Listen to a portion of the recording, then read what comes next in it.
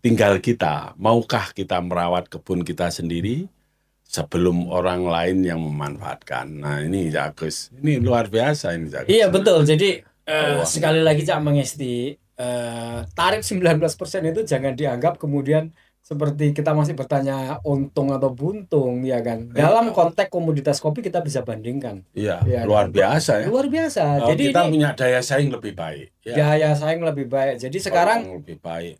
Kita pernah menjadi produsen kopi nomor 2 di dunia.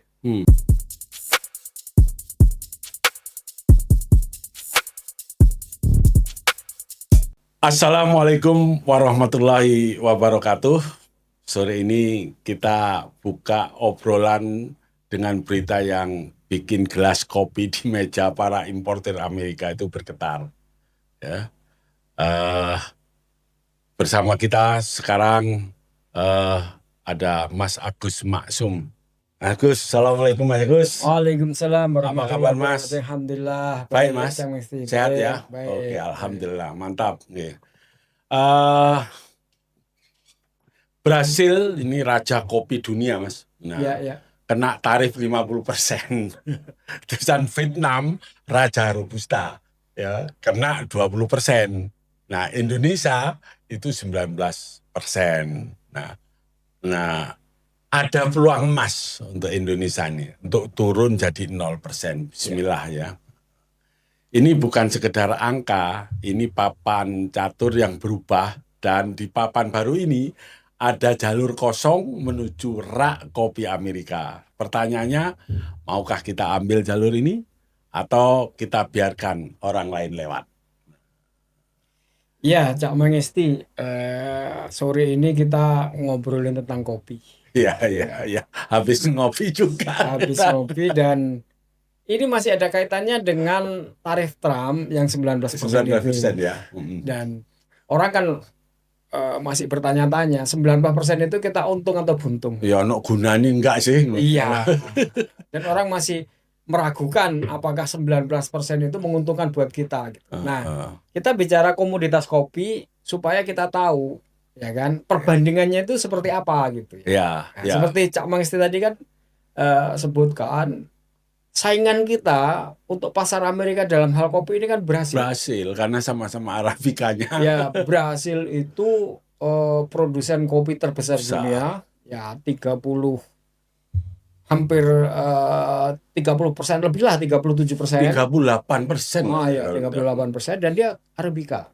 Nah, nomor 2 Vietnam, dia produksinya 17% atau 18%, tapi dia itu Robusta.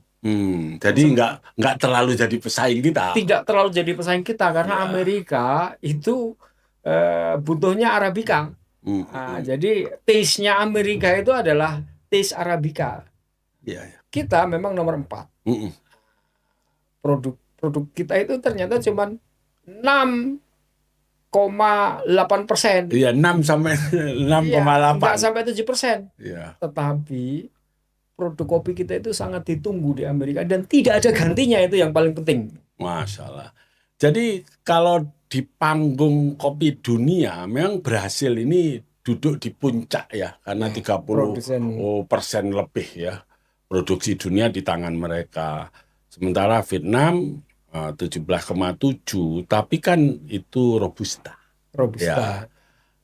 Indonesia urutan keempat, tapi angkanya itu cuma 6,8% Iya, saja. betul. Jadi kalau kita bicara volume, jelas kita bukan raksasa, tapi sejarah perdagangan mengajarkan yang menang itu bukan selalu yang terbesar, Mas Agus. Iya. Ya, kadang yang menang itu adalah yang paling cepat melihat celah, yang paling cepat yang mengambil kesempatan dan berani melompat, Mas. Nah, itu yang saya maksud ya, ngobrol kita itu 19% itu ini memberikan gambaran. Kompetitor kita 50% Brasil. Iya. Lalu Vietnam udah kena 20%, produknya bukan produk yang dibutuhkan Amerika. Yes, Robusta. Jadi ini jadi ini adalah celah untuk kita untuk memperbesar ekspor ke Amerika, ya kan? Betul, ya. Nah, itulah yang namanya melompat. Nah, untuk melompat tentu saja kita perlu memperbanyak produksi kan gitu. Sementara tadi seperti saya bilang, kopi kita itu tidak tergantikan. Ya, Kan gitu. Kenapa? Ya, rasa ya. ya dari rasa nanti kita bisa bahas lebih lanjut ya di Ya. segmen-segmen berikut. Oke, sip. Jadi memang tarif baru Trump ini memutar balik permainan ya. Brasil dihajar 50%, Vietnam 20%, setelah nego itu padahal kita cuma 19%. Dan ada peluang manis 0% lewat pengecualian komoditas tropis. Di pasar Amerika seleranya itu Arabica, Ya. sementara Vietnam yang 95% produksinya itu Robusta. Langsung kehilangan posisi. Oh iya, Ya, tidak ada peluangnya. tidak ada Masuk peluang. sana. Brasil memang juara Arabica, tapi kena tarif 50%. Dan ini bikin harga mereka naik, melambung tinggi ya. Dan disitulah kopi kita menunggu giliran, Jago. Ya, tepat. Jadi ini momentum, ini giliran. Tadi seperti saya sampaikan, kita perlu melompat, memberikan celah. Posisi kopi kita itu di Amerika tadi saya nggak tergantikan. Kenapa? Karena begini, Brasil memang Arabica dan produsen terbesar, tapi ingat, Brasil itu kopinya adalah kopi common, kopi bisa dibilang kopi rata-rata. Ya, bukan premium, bukan specialty. Bukan specialty. Nah, oke, specialty. Specialty. Di Amerika itu ada namanya SCA, Specialty Coffee Association. Itu yang menilai. Mereka itu menilai. Ya. Mereka memberikan penilaian terhadap kopi untuk disebut specialty. Ini premium quality apa tidak? Dan konsumen Amerika itu justru 46% itu memilih yang kopi specialty, kopi premium. Kopi premium. Dan kopi premium itu datangnya dari Indonesia. Ya. Kenapa? Karena begini, kalau di Brasil itu kan mereka produksi massal, panennya pun massal. Jadi dia menggunakan robot, dia menggunakan mesin untuk panen. Jadi pohon itu pohon itu digoyang-goyang, dirok-rok. Apa namanya? Jatuh semua.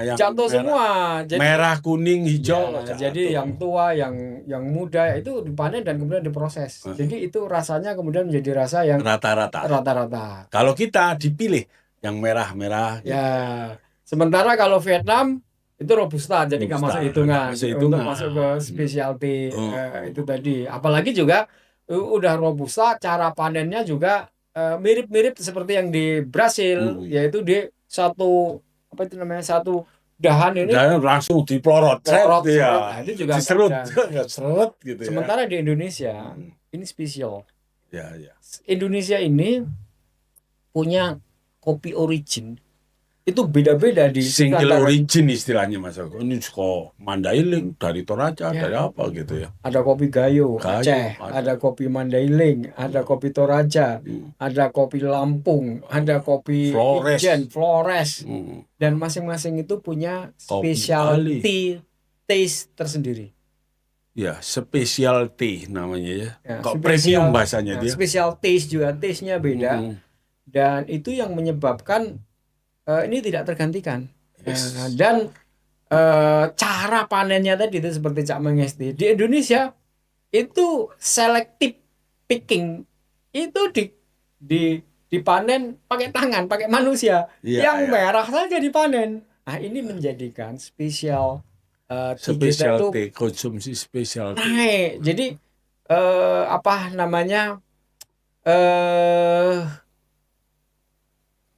kualitas kita itu nggak tergantikan. Ada kualitasnya, kemudian kualitas nggak tergantikan, kemudian masing-masing tuh punya rasa keunikan tersendiri. Jadi setiap daerah single origin itu. Itu makanya nggak mungkin kopi Gayo digantikan kopi Brasil, nggak mungkin. Jadi dan itu mungkin punya punya penggemar masing-masing. Itu dia. Ya, dan itu fanatik, nggak bisa. Jangan-jangan nggak bisa bergeser, yang seneng Gayo nggak bisa ke Toraja gitu. Penggemar kopi itu kan punya karakteristik sendiri. Indonesia ini karakteristiknya adalah Robusta. Orang Jawa pada umumnya itu Robusta. pahit, kemudian nanti kasih gula manis. Iya. Nah, itu orang Indonesia. Iya. Harganya murah. Iya. Orang Amerika Aku itu punya taste pengalaman. Arabica. Punya pengalaman ngasih yang kerja di rumah itu benar-benar rumah, saya kasih kopi yang mahal, enak, malah nih kopi apa ini enak. Nah, kalau orang Indonesia atau pekerja-pekerja bangunan itu, ya memang dia robusta kopinya dan kemudian dikasih gula, campuran pahit manisnya itu mantap buat dia. Kalau kita beri kopi mahal, iya kan, yang kita kehilangan Arabica itu yang Iya. kualitasnya kita kirim ke Amerika itu, ya bagi dia malah rasanya kok kecut, iya kan, Yang ya taste-nya beda. kirim ke Timur Tengah ke Sese itu Iya, ya kan. gak seneng dia. Iya. Kopi Arabica ini kan harganya, satu kawan kita ini bisa membuat branding namanya kopi Syekh. Iya. Khusus ke Timur Tengah. Timur Tengah. 1 kilo kopi Arabica bisa dijual 10 juta. Iya kan? Nah, dan inilah persoalan kopi, itu persoalan taste. Itu makanya tadi ada Specialty Coffee Association itu pengalaman terhadap kopi itu benar-benar tak tergantikan. Makanya kita ada namanya kopi luwak. Ya kan? Itu kopi yang cukup mahal. Dan itu taste-nya itu mereka yang tahu dan mereka bisa membedakan. Nah, itu yang tidak tergantikan, dan itu taste yang spesial dari berbagai macam origin itu adanya di Indonesia. Nggak ada di Brasil. Brasil ya common aja semua. Itu tadi makanya udah Brasil itu sekarang kopinya common, harganya naik 50%.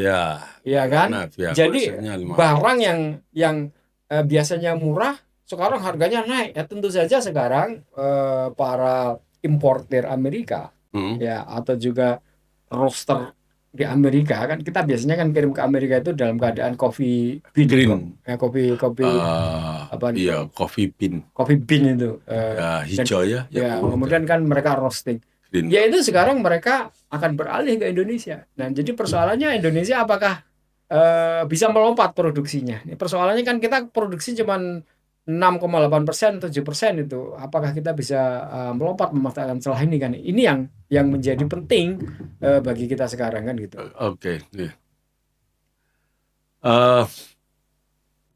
Kita bayangkan ya, kalau Brasil 50%, kemudian Vietnam itu 20%, kita 19%, atau bahkan 0.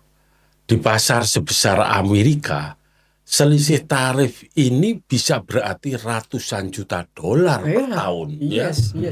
Importir besar kerja dengan 2 tangan, kiri pegang kalkulator, kanan pegang cangkir. Ya, kalau angka di kalkulator bikin mereka tersenyum, mereka akan ganti si cangkir. Dan kalau tarif memihak, rasa kopi Nusantara jadi alasan kedua untuk bertahan.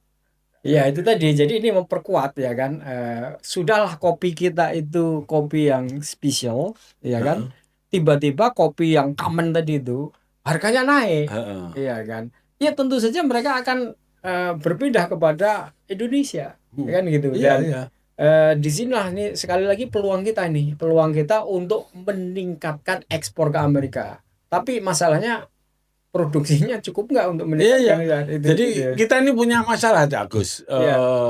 Bukan dirasa, tapi justru di produktivitas. Karena apa? Karena banyak kebun kita yang pohon kopinya itu sudah tua, betul.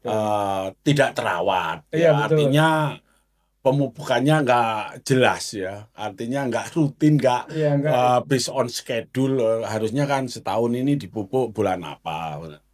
Kemudian juga pengendalian hamanya itu seadanya. Jadi langkah percepatan itu pemupukan terencana organik dan NPK 2-3 kali setahun, peremajaan pohon kopi dengan varietas unggul, pelatihan panen selektif dan pasca panennya, skema pembiayaan lewat koperasi dan kredit mikro. Ini harus jalan. Nah, ini bagaimana, Cak Agus ini? Realisasinya kira-kira bagaimana ini? Iya, Cak Mangesti. Ya, jadi apa yang Cak Mangesti sampaikan itu tadi betul sekali. Jadi kan peluang terbuka, ya kan? Permintaan meningkat. Yes. Itu berarti nilai ratusan ribu dolar, ya kan? Itu tak kecil ini dari komoditas jutaan ini. dolar Ya, kan ya. gitu. Kita ini orang Indonesia menganggap komoditas itu kadang-kadang kurang berharga sehingga kemudian kita meninggalkan pertanian, meninggalkan kan gitu. Padahal ya pertanian itu adalah komoditas yang paling dibutuhkan, ya kan? Pertanian, perkebunan, Pertanian, perkebunan itu belum ada yang ngalahkan. Coba iya.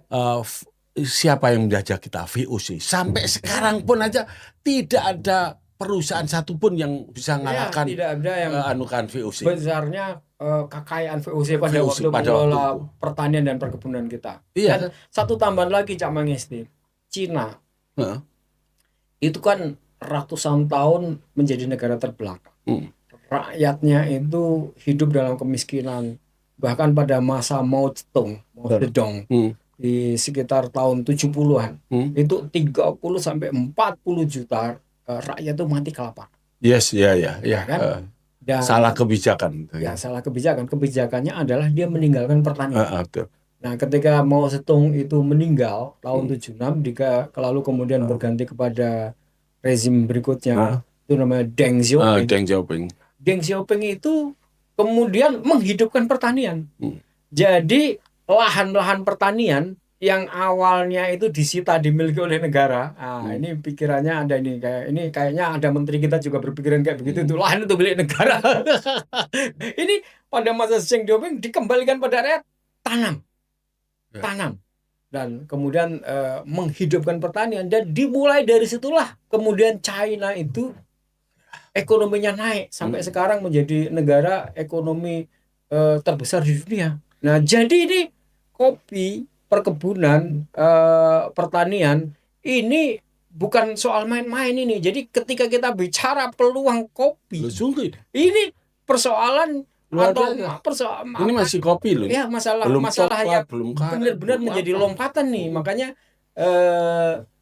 tarif 19% dan ini membuka peluang produksi untuk ditingkatkan, ini menjadi serius seperti yang Cak Mangesti sampaikan tadi. Maka perlu kemudian kita meningkatkan produktivitasnya. Saya kira nih, saya ingat kita pernah berdiskusi ini ya dengan beberapa orang profesor. Salah satunya adalah Profesor Rahmat Pambudi yang sekarang menjadi Menteri Bappenas. Beliau memang backgroundnya ITB, Prof Winugroho juga IPB. Lalu saya juga berbincang-bincang dengan pekerja perkebunan kopi ya, yang bekerja di perkebunan kopi itu mengatakan ini peluang, dan ada beberapa hal yang bisa cepat kita lakukan untuk meningkatkan produktivitas. Ya, satu tadi yang Cak Mangesti sebut pemupukan. Jadi kebun yang ada ini pada umumnya ini adalah kebun yang kurang dipupuk sekarang ini. Pokoknya nggak diopeni, pokoknya dipanen seadanya. Nah, ini kalau kemudian nih pemerintah memberikan insentif, tolongin dipupuk ya, kasih kemudian insentif bagaimana dipupuk, lalu kemudian perawatan kebun yang ada itu sudah meningkatkan produksi bisa sampai 7-8% dalam hitungannya 1 tahun. Iya, kita ini pertanian, perkebunan tidak pernah direken ya. Padahal VOC itu kayanya semua orang kaya di dunia ini di jumlah nggak bisa ngalahkan kekayaannya VOC loh. Udah semua sudah ini bagi. Betul. Perusahaan-perusahaan terkaya di dunia ini seperti Google, Facebook, jumlah kan semuanya kalah sama VOC. Ya. VOC di perkebunan, pertanian, semuanya kerja. Ya, ini logikanya begini, Cak Mangesti. Orang di seluruh dunia ini jumlahnya kan selalu meningkat. Dan dia selalu butuh makan. Selain makan juga kebutuhan-kebutuhan selain non makan makanan pokok seperti kopi. Dan makan itu ya setiap hari. Setiap hari, setiap kemudian dimakan habis dia selalu beli lagi. Renewable nih. Jadi on the right track sudah. Nah, kalau beda dengan produsen teknologi, misalnya HP atau pesawat atau mobil. Kalau kita beli HP masa tiap hari? Beli HP paling kan ya 3 tahun 5 tahun lah sekali lagi kan. Ya, bahkan ini saya beli HP sudah muncul Yang baru-baru. yang baru-baru enggak saya beli lagi. Iya. Jadi produsen HP itu teknologinya tinggi, yang diperlukan untuk memproduksi itu banyak yang harus disiapkan selain teknologi dan biaya dan macam-macamnya. Kebutuhannya nggak seperti makanan. Kalau makanan ini kan Luar biasa. dimakan habis betul lagi, dimakan habis betul lagi, dimakan habis betul lagi. Dibutuhkan orang banyak, habis dimakan atau habis dipakai, dan sumbernya renewable. Terus ya. Jadi Jadi ketika kita bicara produk perkebunan, pertanian, ini nggak main-main. Ini adalah sebuah lompatan di beberapa negara untuk menjadi sip memang. untuk menjadi negara maju. Ya contoh yang paling simpel Cina lah. Cina ratusan tahun menjadi negara miskin, ratusan juta rakyatnya mati gara-gara memprioritaskan industri. Ya. Jadi orang-orang itu dipaksa untuk membuat tungku-tungku di rumahnya, dan dia nggak ngurusin sawah. Ya. Begitu kemudian terganti perubahan rezim, dia kemudian merubah itu, mengembalikan tanah kepada rakyat, dan rakyat diminta untuk berproduksi, maka kemudian dia punya basis ekonomi yang kuat untuk melompat. Nah ini saya kira peluang yang sangat besar ini. Jadi karena kita bicara kopi, kita ngopi. Oke, kita ngopi. Baik. Memang kadang kemenangan itu bukan soal siapa yang tercepat, tapi siapa yang siap memanfaatkan peluang, ya. Siapa yang memanfaatkan jalur kosong kalau kita bicara kopi. Saat lawan sedang tersandung. Nah, hari ini Brasil tergelincir oleh tarif. Nah, Vietnam ini terbentur oleh selera karena Vietnam ini kan memproduksi Robusta, bagus, ya. Nah, jalur itu kosong, dan tinggal kita, maukah kita merawat kebun kita sendiri sebelum orang lain yang memanfaatkan. Nah, ini Agus, ini luar biasa ini Agus. Iya betul. Jadi sekali lagi Cak Mengesti, tarif 19% itu jangan dianggap kemudian seperti kita masih bertanya untung atau buntung, ya kan. Dalam konteks komoditas kopi kita bisa bandingkan. Iya, ya, luar biasa ya. Luar biasa. Jadi kita punya daya saing lebih baik. Ya. Daya saing lebih baik. Jadi sekarang lebih baik. Kita pernah menjadi produsen kopi nomor 2 di dunia. Tapi turun. Kenapa? Karena ya itu tadi, mindset berpikir kita tadi adalah kepada teknologi, kepada industri, dan industri itu pikirannya manufaktur. Jadi itu terjadi sekian puluh tahun kita itu diarahkan untuk menjadi orang-orang sekolahan, menjadi insinyur dan bekerja di pabrik, bekerja di industri manufaktur, dan semua industri itu pikirannya adalah kemudian industri manufaktur misalnya jadi buruh, lalu kemudian masyarakat kita melakukan urbanisasi ya, dari desa ke kota menjadi buruh-buruh. Lalu lahan-lahan perkebunan, pertanian kita ditinggalkan. Padahal ya kan, pertanian, perkebunan itu adalah dasar ekonomi untuk kuat. Ya kan? Ya kan? Seperti sekarang ini Pak Prabowo, saya cukup salut. Itu selalu ngomong itu adalah pangan. Ya, air, energi, pangan. Kita harus cukup pangan, memproduksi pangan, punya ketahanan pangan, punya produksi pangan yang cukup. Nah, ini saya berharap, saya juga nggak tahu ya, tiba-tiba kok kita punya presiden yang kemudian prioritas pada pangan, prioritas pada pertanian, yang kemudian seperti mengembalikan mindset pikiran kita yang dulu meninggalkan negara agraris, meninggalkan sektor pertanian, seperti dipacu lagi kita untuk kembali kepada pertanian, perkebunan, dan saya kira tarif 19% ini adalah peluang untuk kita bisa melompat.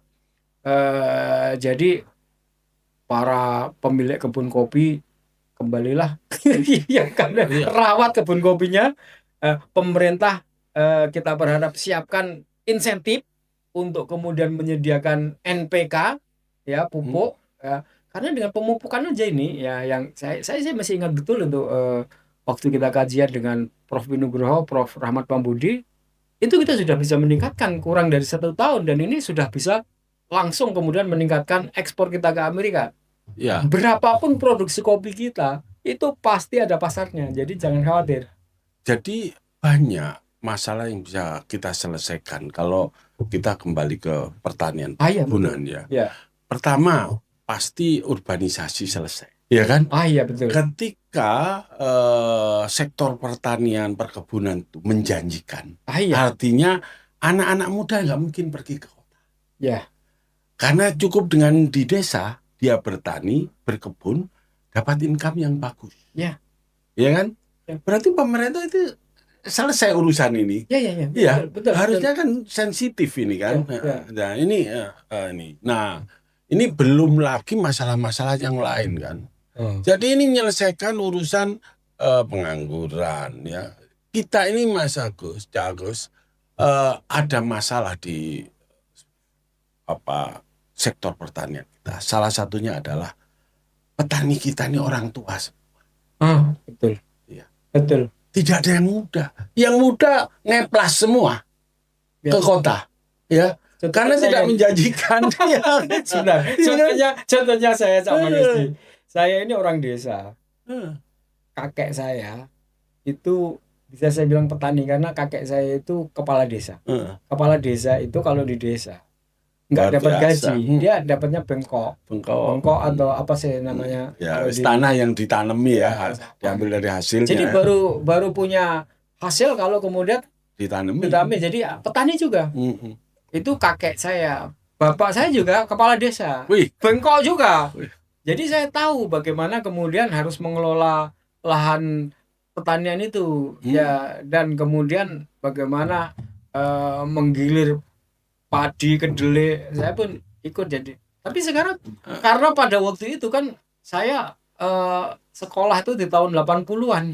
Kita ingat 80-an itu industrialisasi. Lalu kemudian menyebut sebagai negara berkembang itu adalah negara agraris. Negara maju itu adalah negara industri. Lalu kita semua dipacu untuk sekolah ke kota untuk menjadi insinyur. Ninggal pertanian.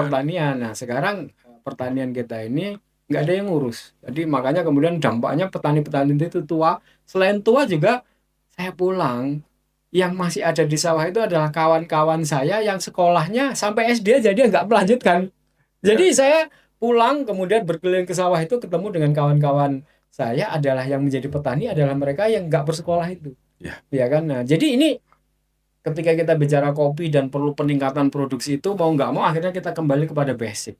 Bahwa kebun kita itu kenapa produktivitasnya menurun itu karena kemudian kita kurang petani, kita kurang perawatan. Maka saya berharap nih banyak sekali saya mendengar Pak Prabowo ini kan orang kota sebenarnya. Tapi kenapa dia ngerti? Ya, kenapa dia ngerti gitu ya? Alhamdulillah. Dan benar-benar memprioritaskan gitu kan. Sehingga kemudian saya berharap nih kopi ini, kebun ini, apalagi sekarang Pak Profesor Rahmat Pambudi itu menjadi kepala Menteri Bappenas, kepala Bappenas, ya kan? Orang yang ngerti yang mengajari kita bagaimana kemudian meningkatkan produktivitas kan. Produktivitas kan kalau saya ingat dalam kajian beliau yang pernah kita undang itu satu perawatan gitu. Yang kedua kemudian permajaan.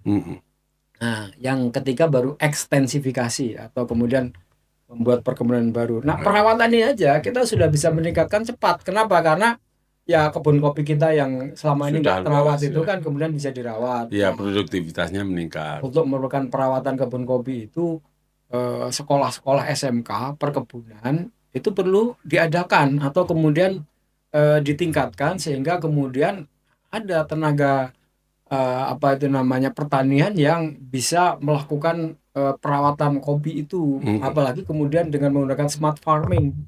Nah, ini sudah ada yang mencoba kan smart farming dengan dipantau drone di mana kebun kopi yang sudah dipupuk dan yang tidak dipupuk itu beda. Beda warnanya, beda produktivitasnya, dan peningkatan produktivitasnya itu sangat jauh berbeda. Jadi dengan perawatan saja itu kita sudah bisa meningkatkan produksi ini. Ya, kita bayangkan memang kalau anak muda itu kembali ke pertanian karena itu menjanjikan, itu pasti kreativitasnya banyak, Mas. Ya. Beda sama orang tua, Iya. ya kan? Ya makanya narasi dan mindset kita itu harus diubah. Sekarang narasi yang berkembang di mana sekolah-sekolah kita itu dulu diajarkan untuk menjadi insinyur, menjadi pekerja pabrik, itu kan menimbulkan persoalan besar bagi kita sekarang ini, ya kan? Sebentar Mas Agus, itu kita kan tadi angkanya itu kecil ya. Kalau Brasil 30% lebih kan. Ya. Kemudian Vietnam 17,7%. Indonesia 6 sampai 6,8. Iya, kan jauh sekali. Itu kan jauh ya. Apa itu faktornya karena luas lahannya kalah jauh dengan Vietnam misalnya. No. Kemudian apanya lagi ya? Saya khawatir itu juga karena tenaga kerjanya itu wong tua-tua sehingga kemampuan kecepatan metiknya aja juga ini ya. Satu tadi Pak Mengsti, kalau luas lahan tidak mungkin. Luas lahan kita sangat luas. Gitu iya kan? Ya? Iya. Luas lahan kita sangat luas. Dan masalahnya juga mindset itu tadi. Mindset pikiran kita. Selisih 11% sama dulu. Sama Vietnam. Iya. Vietnam 17,7, Iya. kita 6 sampai 6,8. Iya. Angka yang besar itu. Saya kira gini, kita itu punya banyak kebun kopi nggak terawat. Karena kemudian tidak dirawat dan merasa kebun kopi itu tidak menghasilkan. Nah, itu yang kemudian perlu program pemerintah untuk memberikan insentif supaya kebun-kebun yang ada itu dirawat, dipupuk aja, dirawat, itu sudah meningkatkan produktivitas. Itu ada contohnya, ada kayaknya seiring sejalan. Iya. Ini yang punya kebun kopi meninggalkan kebun kopinya, pemerintahnya juga tidak care dan tidak aware ke perkebunan. Tapi seiring sejalan. Yes. Karena pemerintahnya nggak perhatian, merasa pokoknya kebutuhan perkebunan, pertanian atau komoditas itu lebih banyak impor. Sehingga kemudian ada banyak komoditas kita selain kopi yang tidak terawat. Kita itu dulu produsen kopi nomor 2 di dunia, kita dulu produsen gula nomor 2 di dunia, kita itu produsen kakao pernah nomor 2 di dunia, ya kan?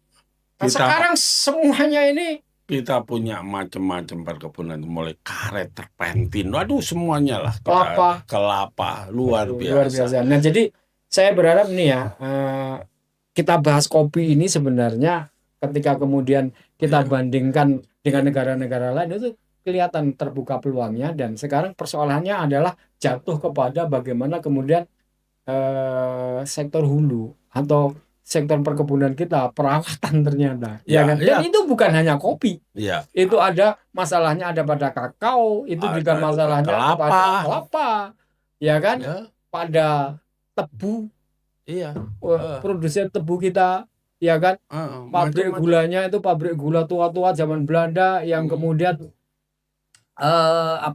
rendemennya kecil, ya orang nggak nanam tebu lagi, iya kan, Nah, jadi ini yang saya kira gini, bermula dari tarif 90%, kemudian membuka komoditas itu, kemudian kita kembali kepada satu gagasan awal yang harus kemudian kita sadari bahwa kesalahan besar, dosa besar kita adalah meninggalkan sektor pertanian dan perkebunan. Yes, sepakat.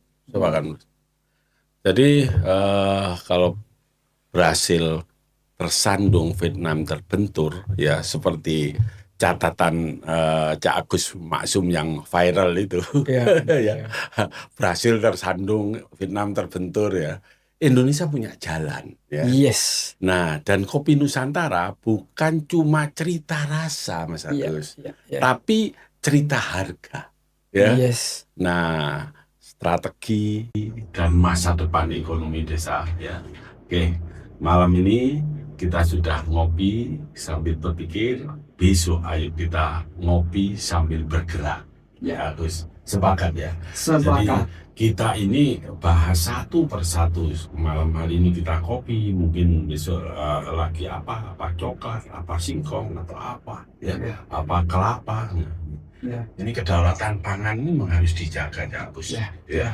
Harus back to basic, back to nature, back to kesyukuran kita kepada tanah air kita yang diberikan kepada Allah. Amanah. Ini yang amanah. subur. Kita ini subur dan lahan-lahan kita itu lahan-lahan yang memproduksi kebutuhan dunia. Ini amanah undang-undang dan amanah Allah sebenarnya. Lalu kita tinggalkan karena kemudian kita pergi ke kota, kemudian bekerja di pabrik-pabrik, jadi buruh. Lalu kemudian pertanian, perkebunan seolah-olah menjadi sektor yang terbelakang. Ya, tidak apa ya, istilahnya anak sekarang itu modern, sektor itu seperti tertinggal, seperti anak desa, seperti anak kampung, tidak tidak modern, tidak kekinian. Nah, itulah mindset yang harus, padahal negara-negara yang rompak ekonominya itu adalah mereka mulai dari sektor pertanian, perkebunan, pangan itu harus aman dulu, tidak ditinggalkan. Oke, iya Mas Agus. Kita ketemu lagi di segmen berikutnya, di episode berikutnya, di kesempatan berikutnya. Nih.